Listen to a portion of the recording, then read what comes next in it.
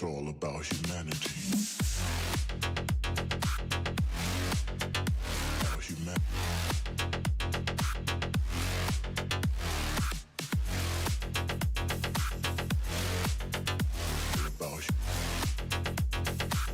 It's all about humanity. About humanity.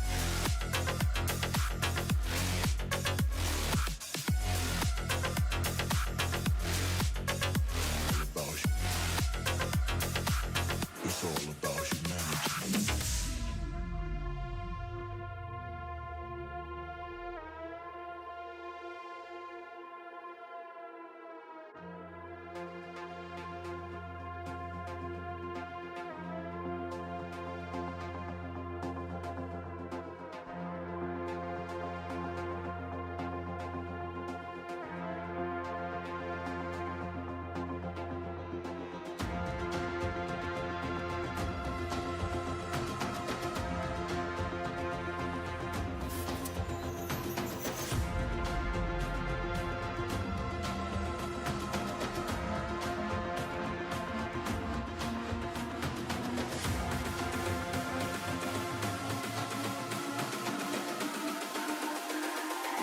It's all about humanity.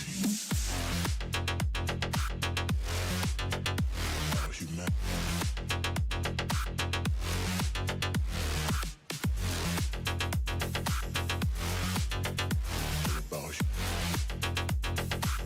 It's all about humanity. About humanity.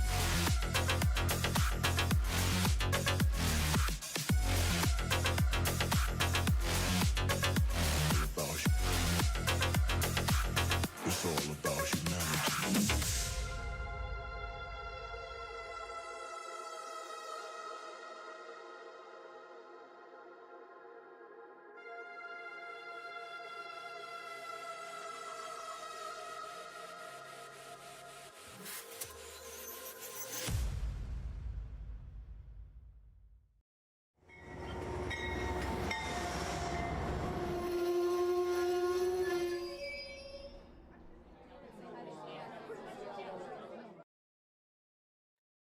Hello, model citizens. Welcome to Humanity Junction. Tonight on Trains and Tech, we are going to open some packages, but there are not any 40-foot boxcars in the packages, but we'll talk about why I bought what I bought and what crazy ideas I'm up to. I did just get back from Bay Rails 10 this morning on the red eye, and I spent the entire day pretty much sleeping. So to address Dave's question, I may bring it up a tiny bit, but overall, in general, we're going to save my Bay Rails recap for next week when I have a little bit of time to put together the photos and put together my thoughts, because I suspect that my brain isn't going to quite work as well as I would like it to today. But, you know, we'll see how things go anyway, and we might as well just get right to it and start opening up some packages. I thought we'd start with a small one. This is actually a package that comes from not too far away from myself. It does not come from a what do they call those? Hobby store. Actually comes from another member of the community. So let's get into it and open this puppy up. I do have, let's see, about, when I say about, I mean like exactly. I do have 4 packages to open, so if anybody's counting or wants to keep track, that would be a good way to keep track of them. I don't know why this camera here is so blue, but it is what it is today. And what am I looking for? Does anyone know? See, I've already forgotten what I'm talking about. Let's go ahead and open this, and I'll explain what this is, and we'll go that way. Yeah, so Heath has blue tape on the packages because in order for me to get the packages, it requires that my address and the sender's address get put on the packages. And while I may dox myself a few times, I do attempt not to. So, you know, the blue tape keeps me from doxing myself as much as possible. So, this item comes from Tom Grassi from the Grassi and Eastern. Basically, I reached out to Tom because I needed some items 3D printed, and I wanted them printed close by for whatever reason. But yes, in this entire box, the only thing sent is a sticker. We'll put the sticker off to the side and see if I got anything else. So in addition to the sticker, looks like I got myself some tissue paper. So that will come in very handy. Of course, oh, looks like the tissue paper was from a DCC Concepts Alpha Digital encoder system. So maybe this stuff will come in handy and be worth a lot of money one day. A sticker is not a boxcar, so he has it right so far. Thank you. Yes. I may be losing my mind, but I'm not completely losing my mind. So this is what Thomas sent me. As you can see, I don't know where to put the box. The box ended up on the floor. So these are a bunch of parts and pieces. And what these pieces and parts are going to do, let's see. They says right on them. Let's zoom in a little bit. You can see these are 24 volt. 40-watt pieces of plastic, but no, let's see what these are. I think I showed this already. I asked Thomas if he could print up some I-beams that look like this. Yes, this is correct. These are for my bridge that's in the back, and I'd love to pull it out, but I'd probably break something if I do. So I just need to go through and put these together. So there's the short piece. There is the triangle piece. And there should be a long piece. Here's a long piece. So those three different pieces should come together. And this is just my temporary bridge, so I'm probably not going to put a lot of effort into this, but maybe I'll make a little jig or something to help me put this all together. But we'll just you know, glue these up into a nice little shape of some sort. I don't remember if these go like this or if they go the other way, but we'll glue these together, make it look like a little something. We'll paint them. I think it goes like this. It must go like this, based on what I'm looking at. I'm assuming it goes like this. So these will go like this. They'll go over there. They will hopefully hold the bridge together. Nope, they don't work as lick and stick. I tried it, but they don't work. So yeah, so these are going to hold up a bridge that I have. Let's see, can we see the bridge? You can kind of see the bridge. There's a bridge back here. It's a really long bridge. I wanted it to kind of cantilever over the track. So these guys will provide a little bit of a cantilever, and I don't know. I'm not quite sure yet how in the heck I'm actually going to attach these to the wall or actually make this stay. Because with it cantilevered, obviously it's just going to want to fall down. So I haven't figured out quite all of the details, but hopefully I figured out enough of the details that I will be able to make it work. And again, like, I'm just trying to create kind of placeholders, kind of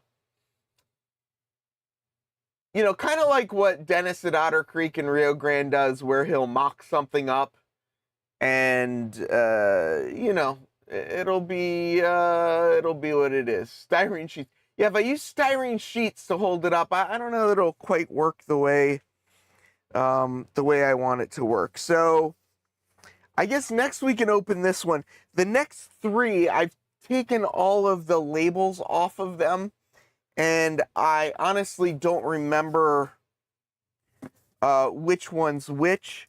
They did come from different hobby shops, so we're going to pretend they all came from Iron Planet Hobbies just because he supports the channel, but they did actually come from a couple of different ones. Dennis wants to know, why am I mocking him? He's a bit late to the party. Guess you'll have to go back and watch. Yeah, mocking up more 40-foot boxcars. I'm actually, so I've got, I don't know if I mentioned this or not, I've got is it a 50 or 60? A 50-foot boxcar here with its car card sitting on my bench over here. I'm actually pulling all these cars. As much as I really want to run them on the layout, I think sticking with 40-foot and shorter, I don't know that it works better, but I guess I kind of like the look of the consistency of everything kind of being 40-footers, and the only benefit I get out of the 50s and 60s is that they're kind of, you know, I don't know, they're interesting cars, but I'll eventually find the jewel cases, I guess, and put all the 50s and 60s off to the side, get the rest of these. I don't know if you can see them back here, but I've got a bunch more 40-footers here to get on the layout, so we'll do that. There are not 40-foot boxcars in here, but the items in here are in the 40-foot range. So, you know, Dennis says he's weird. He likes his boxcars to be the same height and length. Yeah, so mine aren't all the same height. I do have some like 40-footers that are like really old school, so they're shorter. But then I've got some 40-footers that they're not high cubes. I can't fit high cubes on the layout. But I do have other 40-footers. But let's get in here. We'll open this up. We'll show or we'll talk about, or I don't know. I'll say a couple of useless things. I'll explain a little bit why they're there, and we'll go that way. Adam says he's still trying to find a transfer caboose to repaint. Do you have do you want N scale ones? Because these Fox Valley models, these were really, really nice. And John 2618, John Farrington, just did a fantastic job repainting these, and just very nicely detailed. So I don't know. I'm assuming you're trying to use that really weird scale called HO, but if you switch to the correct scale, being N scale. So in this box, it looks like we've got bubble wrap. So that bubble wrap should go really well with the tissue paper that came out of the other box. But there's probably, hopefully some more items underneath all of this. So let's pull these out, get rid of that box. So it's interesting because the first piece of poppums I pulled out are the small little poppums, but the bigger ones that came out are the bigger ones. So yeah. Oh, if you want the N scale, I like what I just showed you are the Fox Valley models one. So that is a really good one to get. The other one you could get would be like this guy. Let's hold it here. X117. I don't remember what brand this is. It's not Fox Valley Models. I believe it might be Blueford Shops. Maybe. Cameron says he can spell. Let's see. Oh, is the context of this box, hey, I helped you with lol. So I don't know what hey means, but yes, Cameron. For those of you on the Discord, I believe that you probably will know what a lot of these packages are. And yes, the people in Discord were very influential in me buying these. So if you're not in the Discord or my Discord, particularly go down into the description. There'll be a link for the Discord and go that way. Does the needle stop at 100 pounds? What are you guys talking about? Sparky, the scales in the bathroom are never... Oh, I get you. Now I see what you're saying. Blueford, I believe. Yeah, I'm pretty sure this X177 is a Blueford. Blueford, the details are just magnificent. The Fox Valley Models ones, I like. They're a little shorter. You do have to weight them. The Fox Valley ones are really, really light, so I definitely did weigh them. Should we get back to the bubble wrap, though? I realize we got a little bit distracted by some of these side conversations. But yes, in this bubble wrap, we do have some cars. These are all used, I believe. Maybe. Maybe they're not used. On the back, they all say, let's see, prototype data. This one's August 1966. This one is 79, and this one is 79. So these two are technically after my era. These two are right in my era. So I guess by the different pricing, these probably came out before these, but who knows? Sorry, I'm reading, and 79 was a good year. Don, were you born in 79? Is that why you're saying it was a good year? So let's take a look at the older ones first. So these are what they're being called is rapid discharge hoppers. And I was talking to a model railroader, and they said that they didn't actually use these for ballast because you wouldn't want to rapidly discharge the ballast. But I did see some things written up in some places that did say rapid discharge hoppers were ballast hoppers. So I don't know. But the reason I got these, and the reason I got all of the items that I am going to show today is that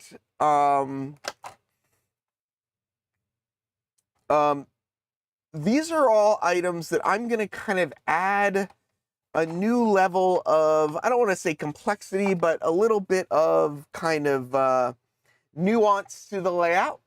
So instead of a 40-foot boxcar going everywhere, I have some of these rapid ballast hoppers.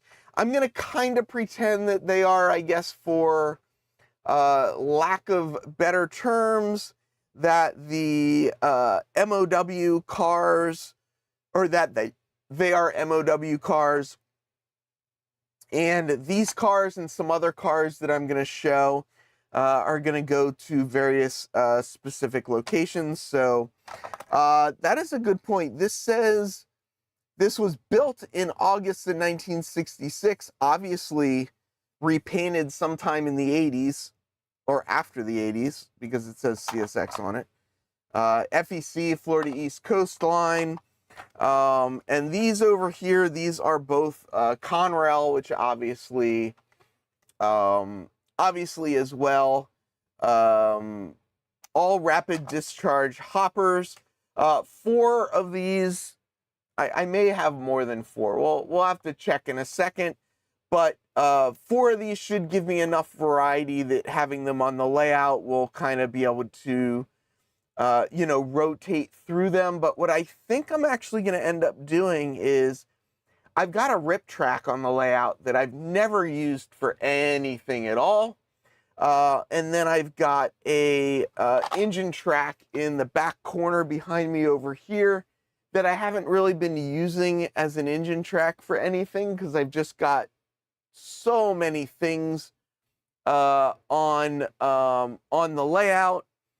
And so I think that track back there and the rip track are going to become kind of maintenance of way tracks. So these cars will be a part of the maintenance away scheme on the layout, and these will be bringing some rock on onto the layout. Not using the rip track means nothing is broken yet. Well, you know, I wouldn't go so far to say that, but I'd like to be able to say that. I don't unfortunately think that is the most accurate statement on the layout, but it's true. A couple of people that came to my layout sort of commented that, you know, it might be nice to throw in a couple of, you know, different varieties of cars. So that's why I pulled out these little, the Sweet Liquid series tank cars, of which I have 3 of them. So these will be going to Domino's.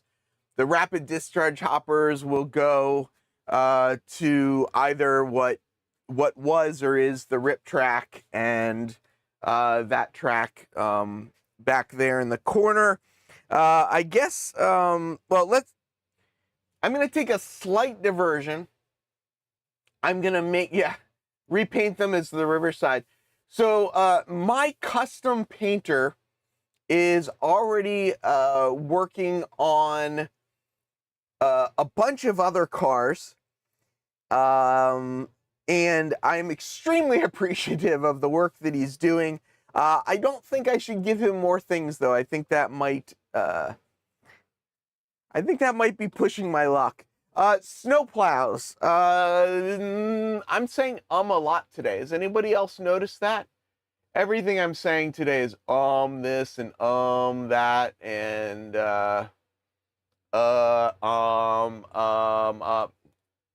I can't find it right now. Oh, I think it's right here. Well, I can't find it. I do have a snow plow on the layout. This layout is in the Northeast, so I guess there is a chance that I might need a snowplow on the layout at some point. So, yeah, Florida East Coast snowplow. I don't remember what brand, what it is. I think it's an Atlas snowplow, but yeah, we'll see. Yeah, I don't know if jet lagged is quite the right word, but the brain definitely isn't on full 100%. Conrail would be easy to patch. I guess what I could do is just patch them and not make them like a full-on thing, but I think it's okay. I mean, this is a short line, so it would make sense that, you know, Conrail may have just been, you know, using Conrail's cars to deliver them. So yeah. So so here's one thing. So I've got some stuff on the table over here that's kind of like blocking stuff, so I got to kind of move it out of the way. I have a little case of things that I take with me to layouts when I go to operate. Inside this case, I've got spare batteries. I've got swizzle sticks, not really swizzle sticks, uncoupling tools. I always carry an FRS radio, and I carry a UWT throttle. What is Dennis building? Oh, what did Paul say? Let's see. John just needs to build a paper mill and N scale. So this is like what I generally will carry to an op session. So I carried this all the way out to Bay Rails. This was my little Bay Rails tag. Carried this all the way out to Bay Rails with me. And let me think. I used it on, let's see, 1, 2, 3. Let's see. Wait. So I operated on one, two, three, four, 5 layouts, and I needed these. Well, I didn't need them on any layout, but I ended up using them on exactly 0 layouts. So I carried these all the way, and I didn't use it at all. So I don't know, people around here in this area, a lot of people seem to bring their own FRS radios and bring their own throttles and stuff. But on the West Coast, it doesn't seem to be as popular. So I don't know. Rusty was asking about the lighted pick uncouplers. I did operate over at Seth Newman's layout. I didn't want to leave Seth Newman's layout without a little bit of something. So I did. I ended up getting 3 of the picks because I have 3 operators. What these are is, it is a flashlight that is about the length of 2 AAA batteries. It's got a little 3D printed schwanz, a little bit of a sleeve that slips over, and it's got a bamboo skewer, and the bamboo skewer is shoved into the little 3D printed part, and then it shoves onto the flashlight. These were originally designed by Phil Edholm, who I also got to meet while I was out there. And he designed this little thing, and it is it's a nice little tool. So I now have these available. So if people want to use these instead of these, they can now do that. It is kind of long. As you can see, this is my normal uncoupling pick, and just the pick part of this is almost the same length. But you know, the flashlight is the same length as this one. So it is a long uncoupler, but I have a lot of height here, so it doesn't really matter. But I did pick these up as well. I did get to go to SVL. I did see and hang out with John and Sydney, the Abatacolas. I got to meet James, Dave Falkenberg, Murph, a bunch of different people. I handed out some of my business cards that I brought with me, so luckily I had plenty more than I needed. So got these going as well. While I was at Seth's, I also picked up some more flagmen. This is an 8-pack, so there's 4 red and 4 blue. The flagmans that I have on the layout, and as I say, the ones that I have on the layout, I realize they are over here. So the ones that I have on the layout, these are through-hole LEDs, and the new ones have surface-mounted LEDs. So I kind of wanted to upgrade from the through-hole to the whatever ones. I didn't really need any more, but what I want to do is I want to carry some of these with me because I think they're just great little track testers to have as well. So if if you are having problems or something like that, they're easy to check it out. So if you weren't here at the beginning, I did say that I am going, I'll talk more about my California Bay Rails adventure next week. But yes, I did operate at SVL. I operated at 3 layouts. I operated at 5 layouts, and I got to partake of layout tours of 3 other layouts. Yeah, those little things have been around for a long time. There are many different versions. So box number, so we've opened, just for a summary, John, we opened up 2 boxes. We have 2 more to go. So one of the things that I just bought, I'm not sure how this is going to go. I just bought some of these little self-adhesive laminating pouches. They're 4x3, so I don't think they're the right size. I got a lot of ideas while I was out in California, and I thought laminating some stuff might be a good idea, but I think I'm going to go a different route. So I don't think I'm going to end up using those. Yeah, I am very excited. Opsly drop in 4 weeks, Island Ops in 5. I am really looking forward to that experience. I'm operating my layout Friday night, by the way, so I do have to clean up a little bit.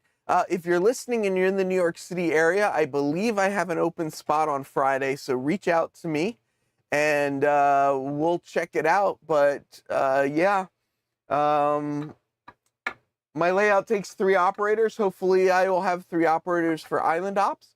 I am also doing a rogue session. A couple of out-of-town people will be joining that rogue session, and hopefully that will go really well. Also, here's something else I picked up. I know, I said I was going to talk about all this stuff next week, but all this stuff is on top of one of the boxes over here, so I have to pick it up to get it out of the way. I got these 3 books, and the reason I got these 3 books is because I went to the Santa Clara Depot, and the Santa Clara Depot gets donations of books, and there's a lot of stuff that they can't sell. And they had these in the free box, and I said, these are in the free box? What? This one's Track Planning Ideas from Model Railroader.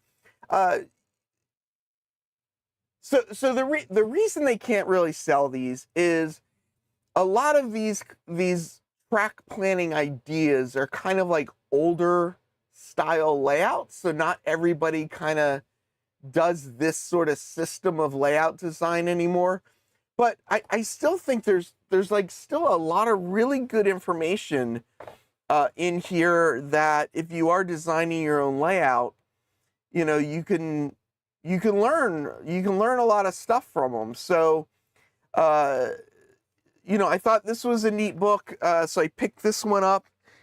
This book I got, I don't know if anybody here has heard of this guy, John Armstrong. But this was 18 tailor-made model railroad track plans from some guy named John Armstrong. Again, you know, different style of layouts back in the day. But I just thought, you know, to know where you are today, you kind of gotta, I guess, look back a little bit and see how other people do things. So I thought, you know, this would be a good book. And I did ask too, like I pulled these 3 books off and I went up to one of the guys that was kind of organizing stuff, and I said, are you really telling me that nobody will like donate money for a John Armstrong book? And he's like, no, they're free, take it. I said, what? I said, okay. I mean, it even says on the bottom, custom design layouts by a master track planner with dozens of ideas. So, you know, it talks about, you know, like he's saying, givens and druthers right in the beginning. So this was the second of 3 books, and then I found this book, okay? And it's the design handbook for model railroaders. So this one is pretty cool, as it's got, you know, preliminary design ideas, right? Like it tells you, you know, final design ideas, like various things to think about when you're designing your layout. But what really, so a couple of things sold me on this book. One, you can see there's the Karstens, yeah, it's Neil Armstrong, who was on the moon. It was his brother. I don't think so. If it's free, it's for me, or should I say if it's free, it's free? Yeah, exactly. My layout, the Northwestern Pacific, is in there. See? So, like, if you get the Railroad Model Craftsman that has the cover layout that is split rock, known as Thomas Gazer's layout, and you want to know how he got to where he is, you got to look at a book like that. But this is a Karsten Publishing. anniversary car, and I actually it's a little too far away for me to reach, but I've got it up there, so that's one reason that sold me on this book. But the other reason is it's by Paul Mallory. And I gotta ask this, how many people here know who Paul Mallory is? Because maybe if you're an East Coast person, everybody just knows who Paul Mallory is. But like nobody on the West Coast seems to know who Paul Mallory is. And I guess like around here, he's kind of a legend. So I was kind of shocked that people don't know who he is. But I don't really have any of Paul Mallory's books or Paul Mallory's stuff. I am a member of the club that Paul Mallory founded, though. So I thought this would be kind of interesting in learning a little bit more about the club layout because he designed the club layout. But yeah, Paul Mallory, I believe, is Master Model Railroader number 4, if I'm not mistaken. But he is he's a legend. Paul Mallory is a legend back in the day. He used to write a lot, wrote a lot of articles, and was one of kind of the originals that, you know, shared a lot of this stuff. Bet Heath and East Coasters don't know Sullivan. Yeah, I don't think I know Sullivan, but I know Paul Mallory. So I got a Paul Mallory book, so I was kind of excited about it. And as Ed says, you know, Steve Mallory as well, another person in this area that everyone around here probably knows. So it's interesting that you can go to different places and different people know who different people are, different circles. And I guess that's the reality of it too, is that, you know, layout builders, people that have layouts, it's probably a small part of this hobby. If you think about, you know, collectors are probably really the biggest part of the hobby. And after that, it's probably people that have like rail fanning layouts. Then after that, it's people that probably have other layouts. And then, you know, people that do operations is probably this little tiny subset of the hobby. So, you know, people on YouTube that know model railroaders on YouTube, you know, we are also a very small part of the hobby. So I'm kind of looking behind me a little bit. I'm kind of wondering, Lynn mentioned a guy named Sullivan. I'm kind of wondering if I have any books by him up on my bookshelf, because I have a lot more books on my bookshelf than I have even cracked the cover on. So yeah. Joe wants to know, sorry to be late to this. Could be a lot of 40-footers in this box. They might be, okay. They might be 40-foot long, but they are not 40-foot boxcars, right? That's what we're sticking with here. The theme is not 40-foot boxcars. The theme is that I'm adding some variances to the layout. I'm adding some, I don't know if nuance is the right word, but some nuance is to the layout. So here's the package. I think this may actually be the actual one from Iron Planet Hobbies. This one has some of our favorite packing material known as packing peanuts. Sparky, I will send these to you if you are still here and you are still wanting the packing peanuts. This is the actual package from Iron Planet Hobbies. I bought a lot more from them than I thought I did. Books, I can barely keep up with the monthly magazines. I know, I looked in my mailbox today and there's another Railroad Model Craftsman, and outside of looking at the pictures, I don't think I've done more than looked at the pictures on the last one. So let's pull out the first item here. Again, another set of cars that go along with a previous set of car, right? So we've got this car here.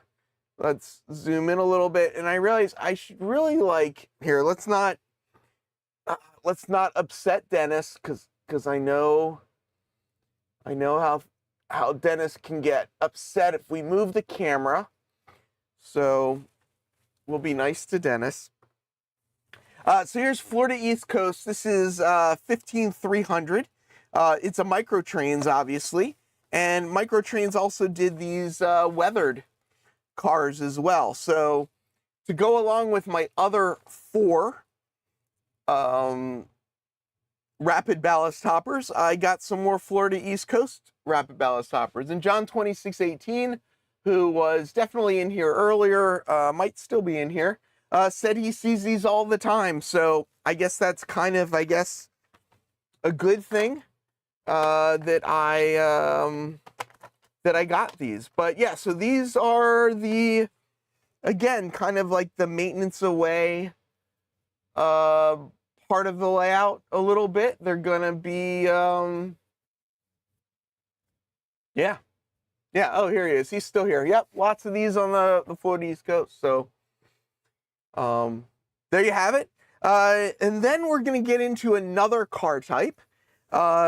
This car type is going to be they're not really maintenance away. I'm calling them maintenance away. They are, I guess, like they're railroad maintenance cars, but not necessarily maintenance away. But what we're getting into here are these, are they 2 or 3 bay? 2 bay, so 2 bay covered hoppers. So there is a car that I got, and I got it a little while ago, and I couldn't figure out how to put it on my layout, and I really wanted to get it on there. And it's this Somerset and Raritan 2 bay hopper. And I don't remember, but we were talking about it, and somebody said, oh, they would, they might put sand in these. So I said, oh, sand. So like maybe if I put, let's say, ballast in these guys, I could put sand in these guys, and now I have sand cars and ballast cars.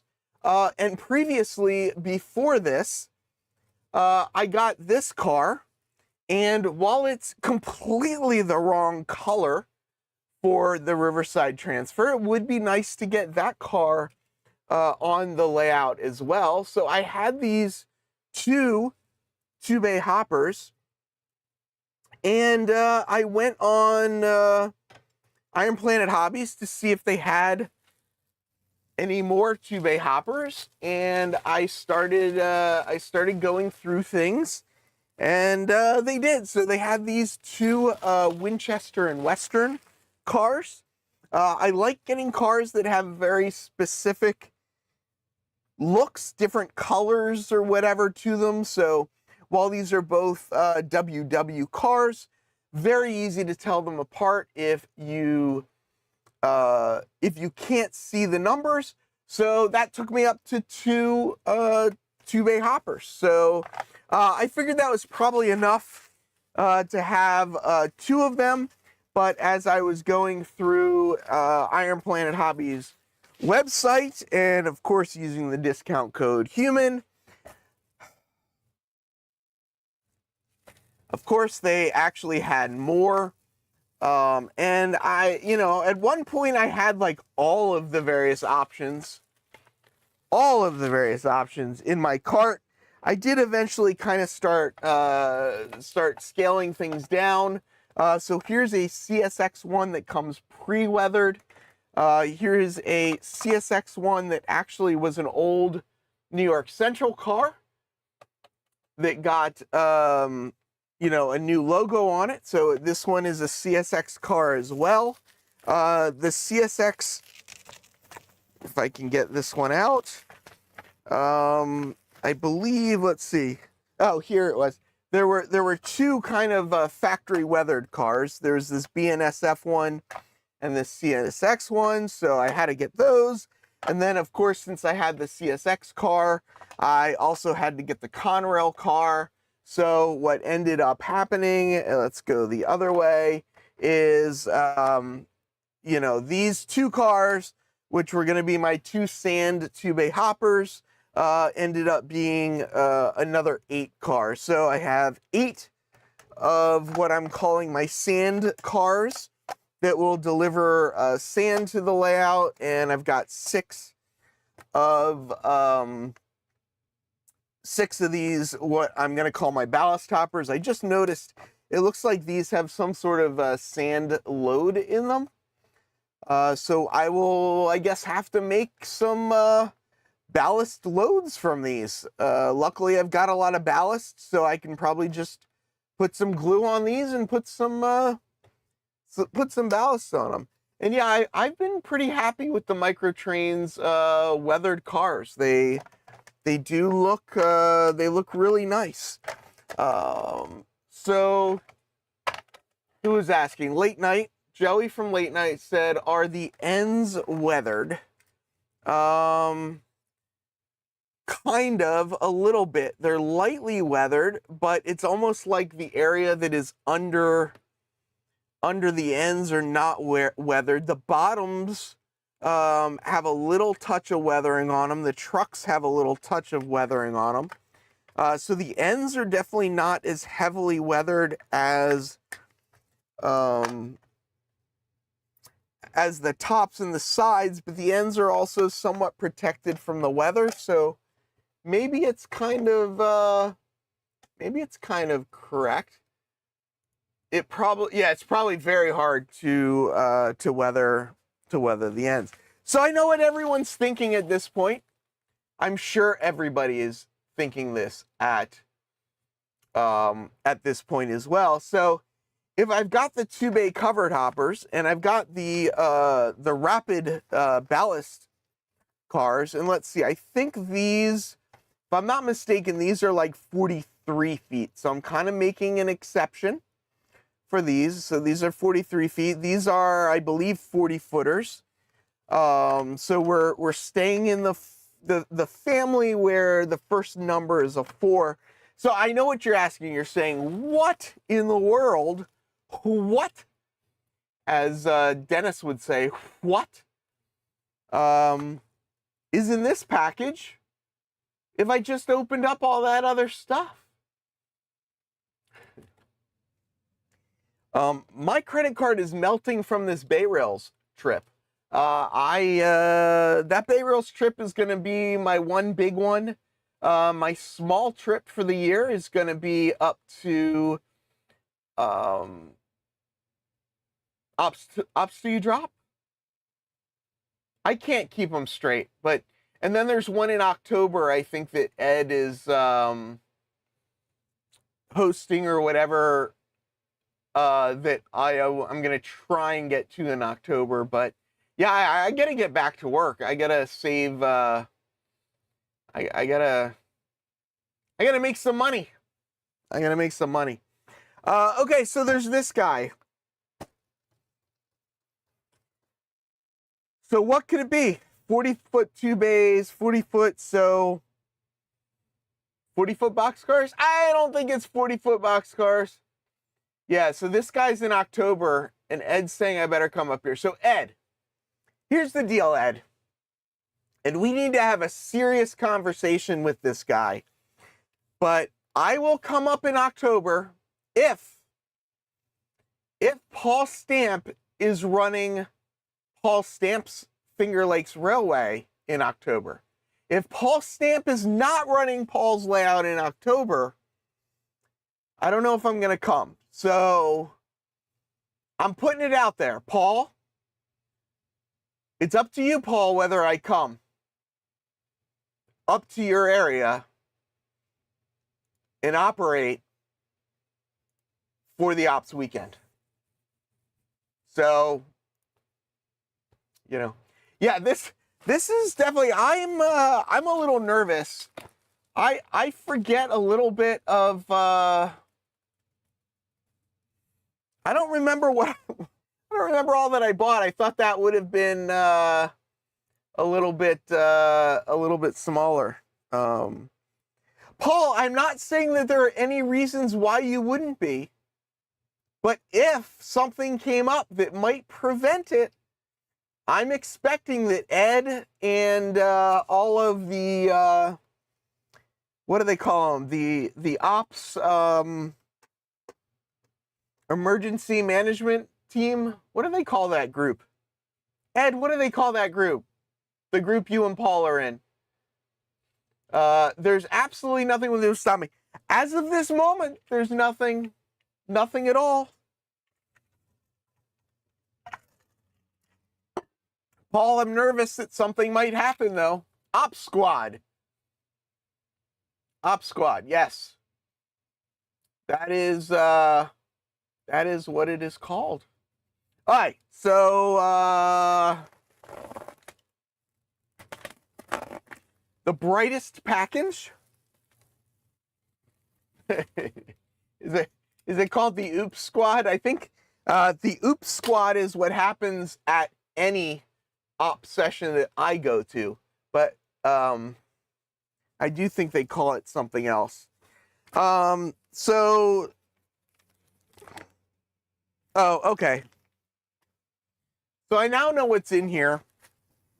This company, for some reason, packs everything. They like repack. They put something inside of in something else. It does look like the Graber Blue. So I now need to open these. These are generally kind of hard to open, but we'll see. We'll see if I can get these open, and then we'll see what's inside of these. This is quite the packing job. So there's a couple cars. Let's open this other box and see. Let's get this tape off before I lose that, and then we'll open this up. I now have a mess. You can't really see it. I now have a mess on the floor that I have to clean up too. Who is gonna clean that up? A new record from our unboxing. Yeah, we get yeah. Oops Squad is when there's too many derailments at the first shakedown session. Oh, just at the first? I'm trying to get the Op Squad to come down here to my area and do a little Op Squad on my layout. Although I'm a little nervous as to what they might find on my layout, but we'll see. We'll see. Okay, so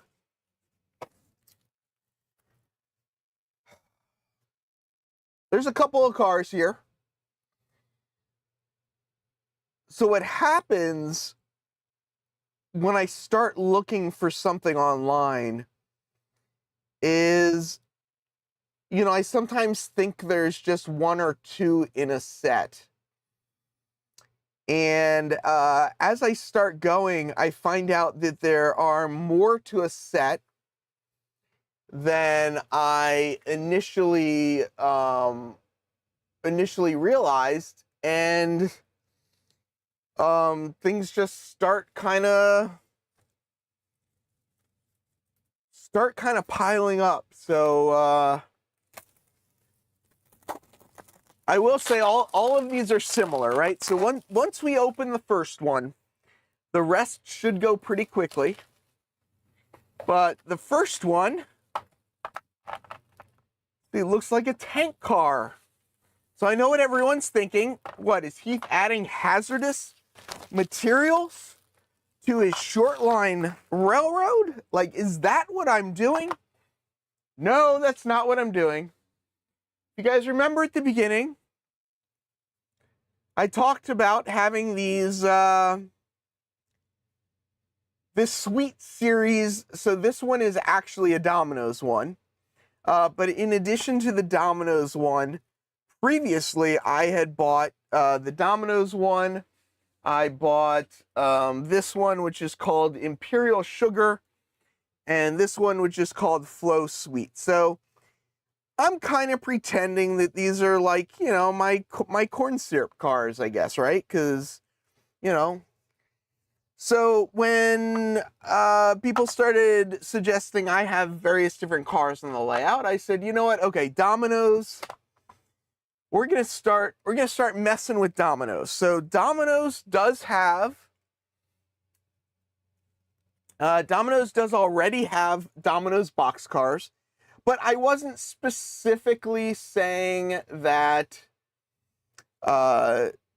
you know, only the Domino's cars would go to the Domino's factory. But what I think is going to happen now is that the Domino's Boxcars, and I think I have like 3 of them, and all of the Flow Suite tank cars that I now have. So I have 3 here, I have 3 here, and as we get to the rest of these, we'll see how many more that I have. And now I got to get this back on the track, because if I don't put this back on the track, when I go to pull these cars back into the yard for the next op session, I will end up messing myself up because I won't remember where it goes, and I have the memory of a very short term something.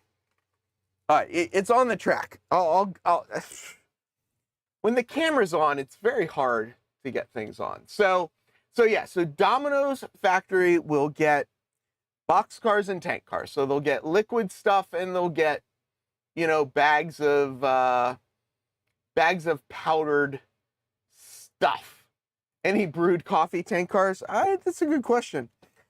This one here is a corn syrup car from OK brand. This one here is a Union Starch refining company car. Quality products from corn. And this product here is a Miranda sugar company car. So these are 3 more. And if you start doing any Google searching, you'll see here. So these are the liquid sweet tank car series. This is car 2. You can see this is car 10 and this is car 4. So you can probably expect that we're going to at least get up to 10 cars. Here's the problem though. As we go through, you'll notice I am missing a number. There is one number that I am missing that I am still looking for. So I'm still on the hunt because I don't know why. To have the entire diabetes train, as Ed says, I need to find another one. So I believe the one that I don't have is number 1. So I think I have 2 through something. And we'll see in a second what that is. And I can't get this apart. So these are numbers 6 and 9. And these are 2 more. Now this is where it's going to get difficult, because if you notice, what I had gotten previously, they're all like somewhat easily identifiable and different. But if you look right now, you can kind of see, well, now I've got 5 black tank cars. So these are going to be a little bit harder to decipher the different. I'm fighting with cars over here in this area, and I keep knocking them over, and I'm trying to not damage them, and I am failing miserably. So let's just put them off to the side. So, okay, so I now have 4 tank cars. These are going to be a little bit hard to tell the difference. This one, as I said, is the OK brand one. This one is Miranda Sugar. This one is Molasses from H.J. Gilbert. And this one is the WJ, the McHannon Sugar Refining Company. So they are all different, but they're all the same color. So I think those will be a little bit harder to tell apart. Yeah, you know, it's like standard. It's okay. Different colors on the hazard. These are not hazardous. These are just sweet. Well, I guess sweet could be. John, I do not even want to count how many I have. Obviously, there's 2 shelves of N-scale, 3 shelves of N-scale cars behind me that aren't even on this layout, in addition to all the other stuff. That's really funny. This is my Type 2 hazardous. So here is, oh, that's a good point. Someone just said, who is it? John said I could weather them a little differently. If I weather them, I'll need to take new pictures, but yeah, I can definitely do that. I can't even get this, trying to get these out of here.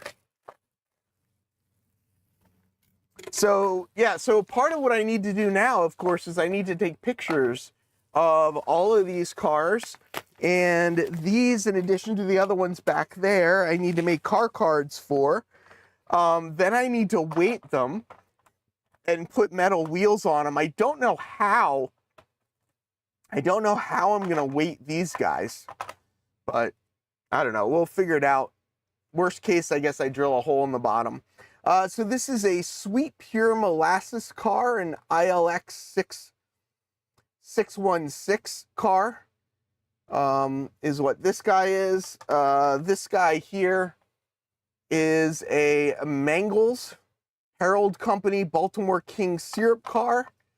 And this guy here is an industrial molasses car. So yeah, so I now have, probably not for Friday. So if you come to my session Friday, these probably won't be on the layout, but should you come to a future session or come to Island Ops, maybe they might be on for Island Ops, maybe. You might get to see a couple of more car styles as I keep kind of going through this operations adventure. Next week, I will be talking about bay rails, talking about a lot of the stuff that I've learned. Here is a list of some of the ideas that I'm gonna steal from bay rails, and as you can see, it's kind of a big list. But these are items that I want to steal and add to the layout over the next little bit to help improve my op scheme on the layout. So continually improving, continually growing, you know, this way as well as growing the layout, but hopefully this will stop growing. Anyway, I'm going to leave it there. On that note, I'm going to say I need to go take a nap. Tomorrow's another day.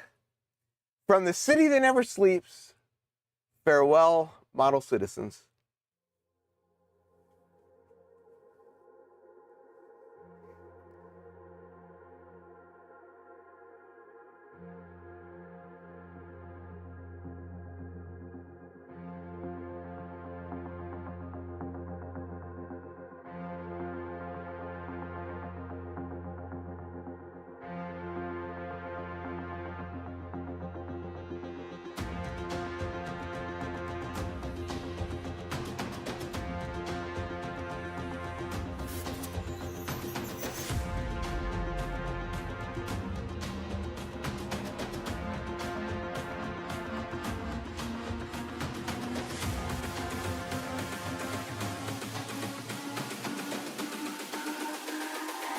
It's all about humanity.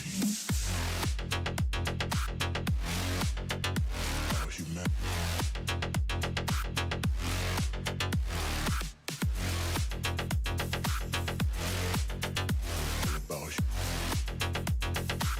It's all about humanity. About humanity.